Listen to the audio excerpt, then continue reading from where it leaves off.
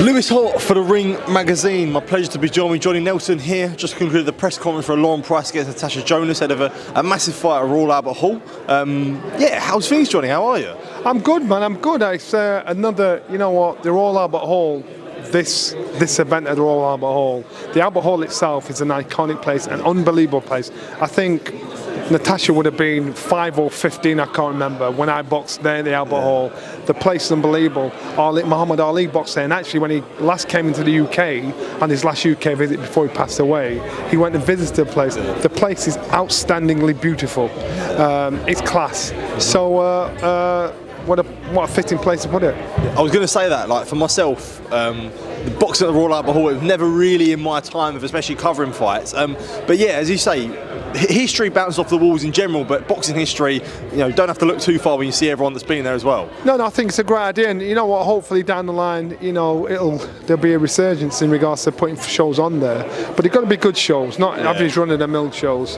And it's using the iconic venues here in London to the best of their ability to suit us boxing fans. What do you think of the fight between Price and Jonas? So I think Jonas, Natasha has to control the pace. If she doesn't control the pace, she loses. It's that simple. She's 40 years old. Lauren's 30 years old. Lauren is a very talented all-round athlete. So whatever she puts her hand at, she's very good at. Boxing is probably the only thing you can't bullshit or hustle your way through. Lauren's putting on, it's a 9th professional fight. She's in a great position, but she's going in there with somebody that herself was a former Olympian. Herself has been through the ups and downs and showed the success and showed the talent she has.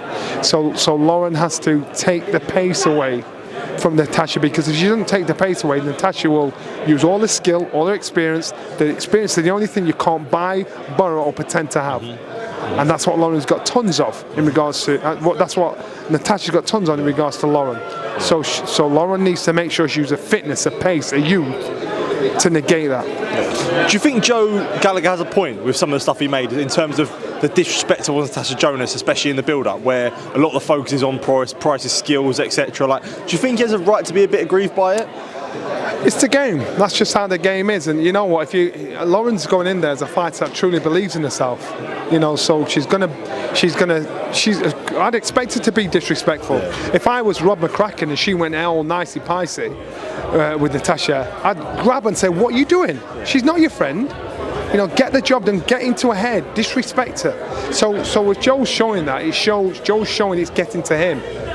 And so realistically, if I was Lauren, I'd be sat there smug thinking, job done. Run through the rest of the card as well. Caroline Dubois makes her return as well. Yeah, I guess, you know, she's got the full package really. Do you know what I mean? As you say, just another big fight for her ahead of wanting to be undisputed by the end of the year. So I think in regards to Caroline, she is nowhere near the finished article. Yeah. She spoke the best amongst everybody on the table. Everybody. She was most believable on the table. How she carries herself, how she presents herself. You had all world champions up there. Caroline Dubois was the only one really believes she's the best fighter in the world. Yeah. Caroline. Lauren didn't. Natasha doesn't. They think they are. Yeah. Caroline, I'm the best fighter in the world. Yeah. And I'll prove to you all. How she spoke, how she carried herself, everything. You know, the things she was saying, as an old school fighter, I'm like, I believe you. And I rated it, and we're nowhere near the finished article with her. Yeah. Just moving on from this week, do have to ask about last week. Just a chaotic week, all in general. 2 press conferences with Chris Eubank Jr. and Conor Benn. I guess from the main sort of takeaway, what was your takeaway from them coming face to face and everyone coming face to face twice? Well, number 1, it wasn't chaos. Number 2, it sold the fight in a heartbeat. I'm not promoting, you know, putting your hands on somebody, but it sold the fight. So the promoters and everybody can all say, "Oh, it was disgusting," all that sort of stuff. Yeah. But Chris did everybody's job. Yeah. He did everybody's job and got the fight sold in a heartbeat. So you can run it down and you can have a moral high ground about it. But you're still going to watch. It was still headline news left, right and centre. I'm not promoting putting your hands on somebody. What I'm saying is, Chris said to himself, you know what, you guys have treated me like the villain, I've done nothing wrong, so I'll play the villain. Yeah. What are you going to do? Because Chris was smart enough to know they ain't going to stop not make the fight go on. If there's a fight to be had, he'd be like, yeah, take it. He's giving the undercard 50 grand to compensate them for the last show falling out. And so what Chris did was calculated, and it was cool. And you know what? At the press conference as well, I had to rate him, because to me, promoters do the job as promoting, fighters do the job as fighting.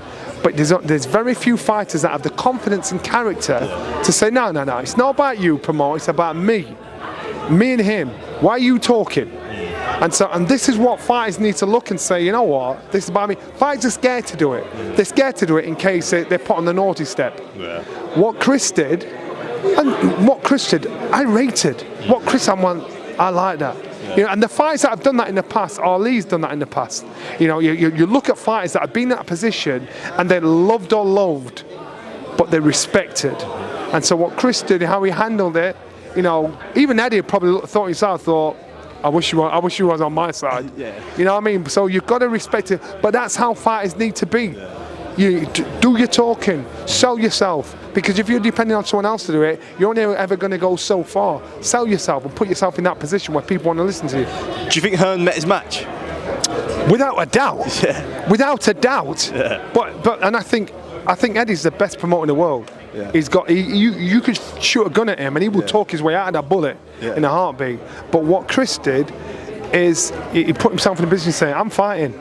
You worry you to stand there, what you get out of the way. Yeah. It's not about you. And he kind of had to squeeze him down a little bit. Yeah. So you saying that Chris is always banging on about being the bad guy. And I asked Chris this question, you know, do you feel like you're the bad guy in this build-up? And the question I'll ask you, Johhny, when it comes to being the bad guy, would you say it's Chris, or would you look at Hearn and Benn and feel like the public are... Chris ain't no bad guy. The public are on Eubank and Shalom's favour, would you say? Chris is not a bad guy. Yeah. So Chris is being treated like a bad guy. He's booed. When the camera's on him in an arena, people start booing. And that's because, you know what, he's aloof. Yeah. He's not endearing. He's not going to stand and talk to everybody. He'll just come in and out.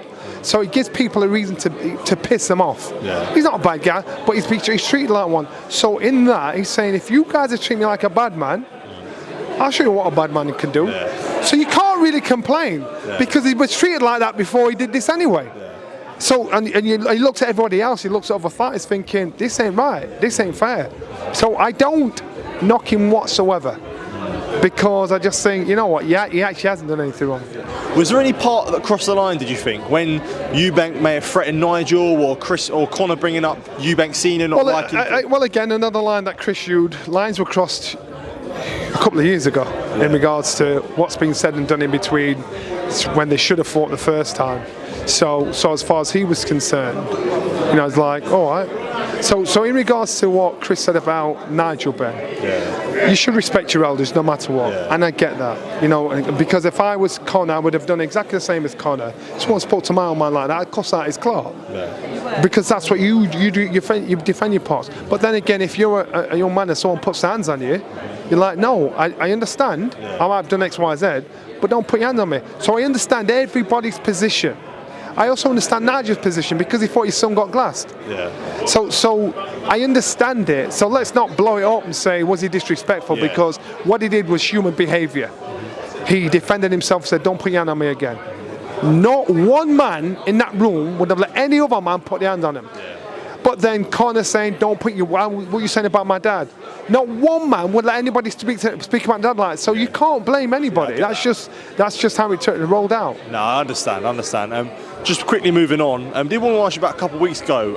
A lot got made of Martin Bakole's performance against Joseph Parker and the whole situation. And when I spoke to you sort of straight after Bakole come in. In hindsight, when you look at everything that happened, does it look like a poor decision from Team Bakole now to take that fight? I'm glad you've asked me that. Yeah. So as soon as Daniel was out, I was screaming, Martin Bakole, give him the shot, give him the shot. Yeah. And Martin Bakole, he was in Congo, and he said, let me do this. So you had to give it him. Yeah. You had to give him, because Martin Bakole is that fighter, and I'll say it again, he's avoided like the plague.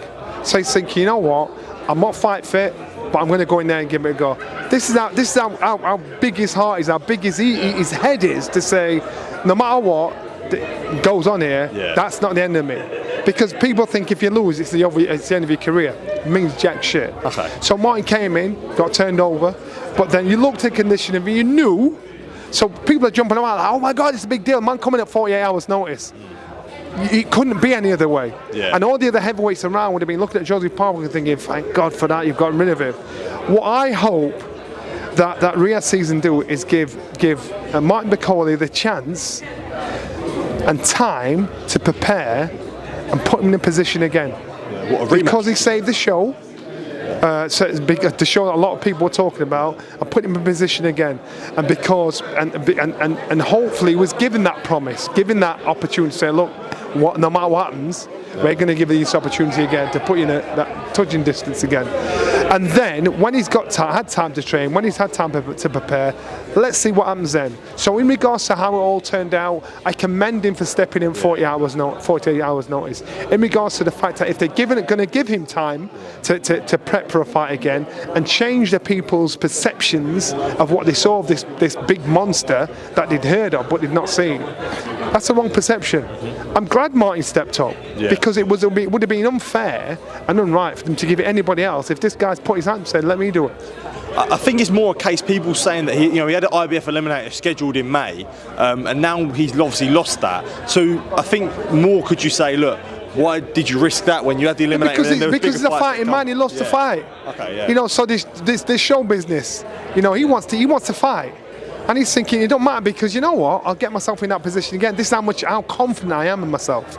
So I get it. Yeah, no, I understand. But Johhny, always a pleasure to speak to you. Really appreciate taking the time to catch up, and I'm sure we'll be catching up in the not too distant future, mate. See you fight now. Appreciate it, mate. Top man. Thank you.